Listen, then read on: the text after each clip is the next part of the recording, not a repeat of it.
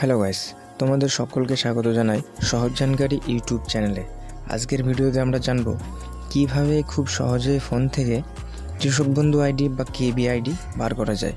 চলো তাহলে শুরু করা যাক। সর্বপ্রথম আমরা গুগল ক্রোম ব্রাউজারটি ওপেন করে নেব এবং সার্চ অপশানে গিয়ে সার্চ করব কৃষক বন্ধু। সার্চ করার সাথে সাথে সর্বপ্রথম যে ওয়েবসাইটটি আসবে সেটিতে তোমরা ক্লিক করবে। ক্লিক করার সাথে সাথে একটি নতুন পেজ খুলে যাবে এবং নিচের দিকে স্ক্রল করবে।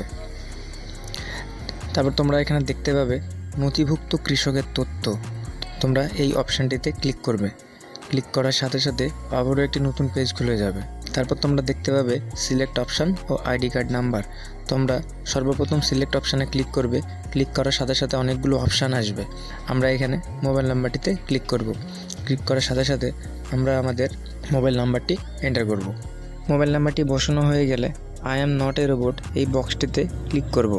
একটু টাইম নেবে। তারপর যখনই রাইট চিহ্ন হয়ে যাবে তোমরা সার্চ অপশানে ক্লিক করবে। সার্চ অপশানে ক্লিক করার সাথে সাথে নিচের দিকে স্ক্রল করবে এবং তোমরা দেখতে পাবে তোমাদের কেবি আইডি, আধার নাম্বার সব কিছুই চলে এসেছে এবং তোমরা খুব সহজে এখান থেকে তোমাদের কেবি আইডিটা দেখে নিতে পারবে।